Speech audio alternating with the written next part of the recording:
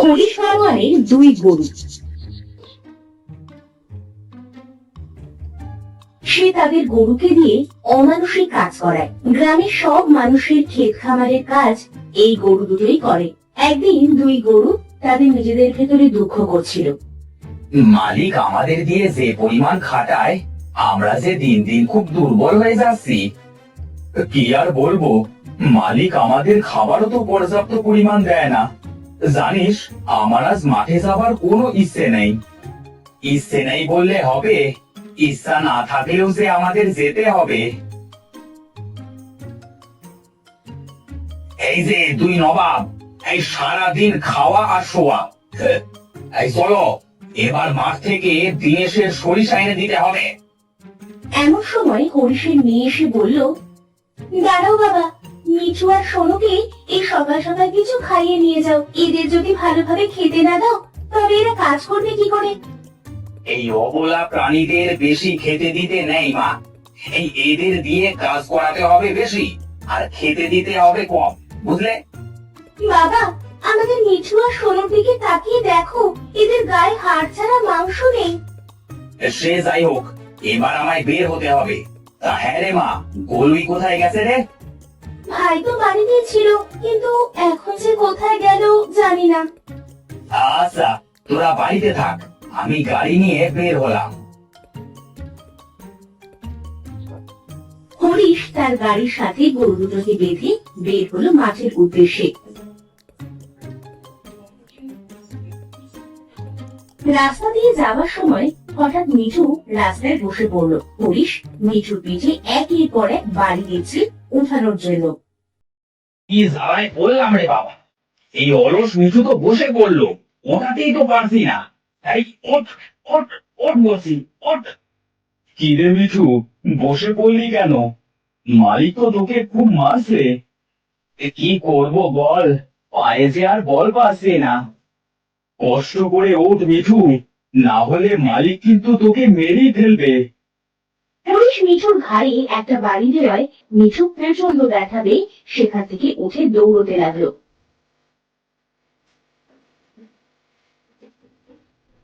মিঠু, এই এই থাম, থাম বলছি। এত জোরে ছুটিস না, থাম মিঠু। এ বাবা রে, আরে আমি পড়ে যাবো তো। কি রে মিঠু, আগে তো উঠছিলিস না, এখন এত দৌড়াচ্ছিস কিভাবে? থাম, আমি যে আর তোর সাথে দৌড়াতে পারছি না। থাম বলছি। আজই বজ্জাত লোক আমার কাঁধে মেরেছে, আমি খুব ব্যথা পেয়েছি, তাই দৌড়াচ্ছি। আর তুই যাচ্ছিস কোথায়? জানি না, যেদিকে দুচোখ যাবে সেদিকেই যাব। রাকেশের গরুর গাড়িটা ছুটতে ছুটতে এসে পড়লো একটা জঙ্গলের ভেতরে। সেখানে এসেই সোনু বসে পড়লো। কত সারা বজ্জাত গরু, এই গভীর জঙ্গলে কি করতে এলি?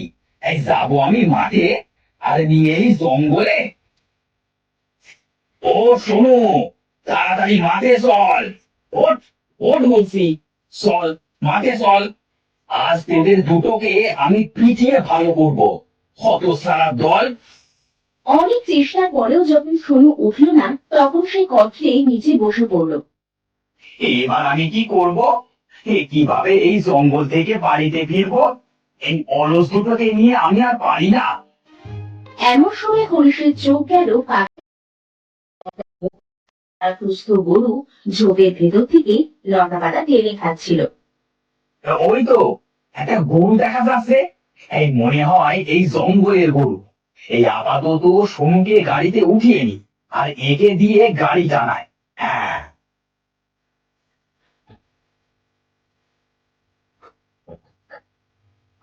এই চল চল, আজ থেকে তুইও ওদের সাথে কাজ করবি। চল এবার বাড়িতে ফিরি।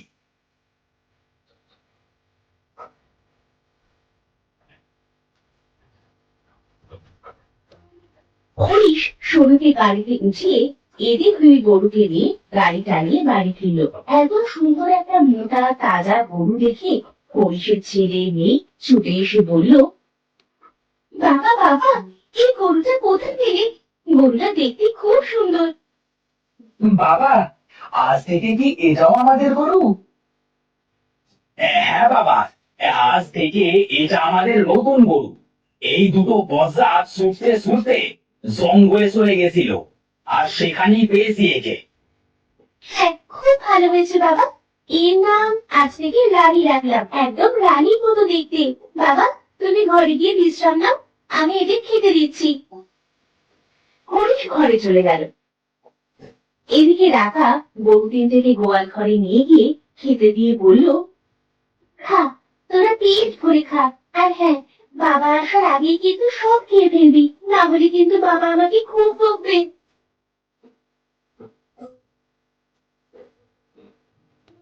কি গো, এই তোমরা দুজন এত তাড়াতাড়ি খাচ্ছ কেন? মনে হচ্ছে জীবনেও কিছু খাওনি। দুদিন যাক, তুমিও আমাদের মতোই খেতে চাই, কিন্তু পাবে না। কথা না বলে তাড়াতাড়ি খাও। আমাদের মালিক কিন্তু খুব কিপটে, আমাদের খেতে দিতে চাই কম আর খাটায় বেশি। ও, এই কথা। আমি তো অনেক কাজ করতে পারবো, তোমাদের মতো দুর্বল না, বুঝেছো? হ্যাঁ ভাই, সময় হলে দেখা যাবে। আর কথা না বলে খেতে শুরু করো। পরের দিন হরিশ রানী আর মিঠুকে বলল, আজ কাজে মিঠু ও রানী যাবে, সোনু একটু অসুস্থ, ও আজ বাড়িতে থাকুক। চল তোরা, গাড়ির কাছে চল। উফ, আজ আমি খুব বাঁচা বেঁচে গেলাম। আজ আমার ছুটি, আজ আমি নাক ডেকে ঘুমাবো। এদিকে হরিশ তাদের দু গরুকে নিয়ে মাঠে চলে গেল।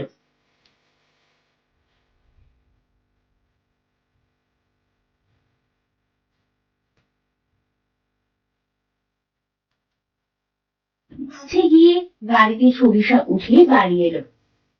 বাড়ি এসে সেগুলা গরু দিয়ে মাড়াই করে গরু দুটোকে গোয়াল ঘরে বেঁধে রাখলো। খুব তৃষ্ণা পেয়েছে, সেই সকাল থেকে খাচ্ছি, আর পারছি না। এমন ভাবে চললে আমি তো দুদিনই শেষ হয়ে যাব। এভাবে বেশ কিছুদিন হয়ে গেল। রানীকে দিয়ে দিন রাত পরিশ্রম করানোর জন্য রানী খুব অসুস্থ হয়ে পড়ল। সেদিন হরিশ এসে তাদের তিন গরুকে বলল, এই চল, আজ তোদের তিন গরুকে দিয়ে জমিতে চাষ দেওয়াবো।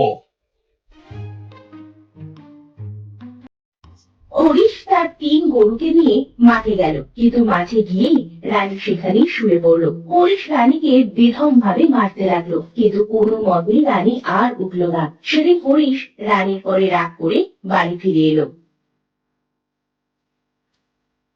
তোরা আজ বাড়িতেই থাক, কাল যাবো তোদের নিয়ে মাঠে।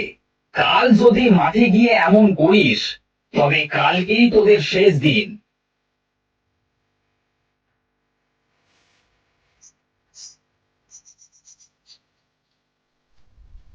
আমাদের মালিক আমাদের উপর খুব নির্যাতন করে, এর হাত থেকে বাঁচতে হলে আমাদের পালাতে হবে।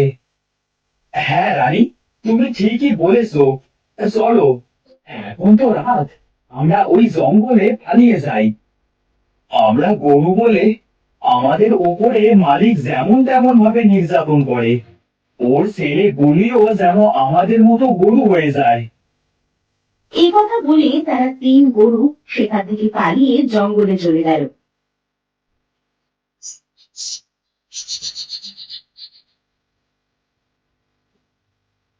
পরের দিন সকালে উঠে হরিশ দেখলো গোয়াল ঘরে একটা গরু নেই, আর তার ছেলে গরুই গরু হয়ে গেছে।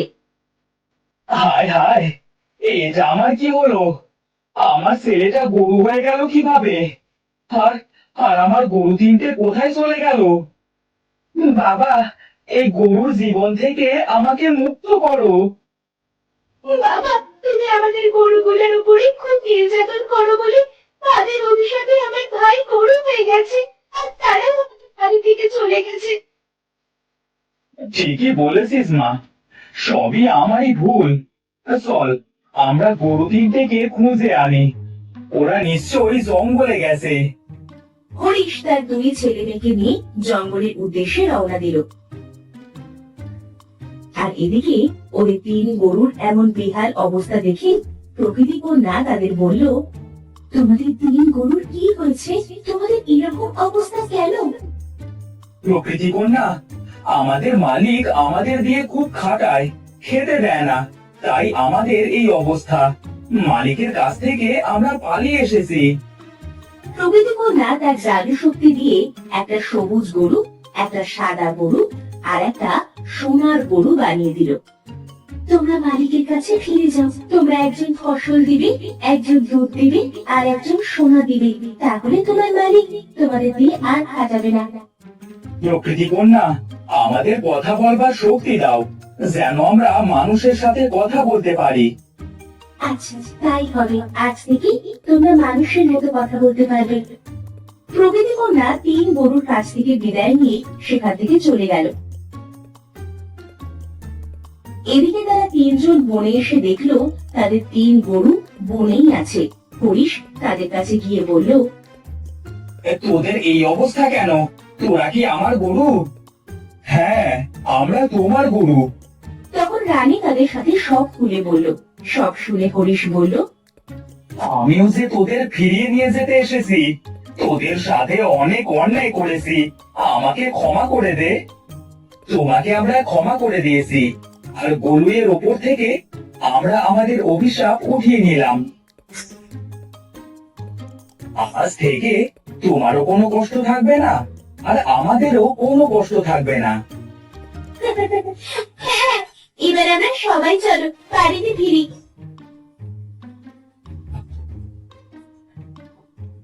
এরপর থেকে হরিশ সোনুর কাছ থেকে দুধ নিত, মিঠুর কাছ থেকে তরকারি দিত, আর রানীর কাছ থেকে সোনা নিয়ে সে অনেক ধনী হয়ে গেল। আর তারা সবাই সুখে শান্তিতে দিন কাটাতে লাগলো।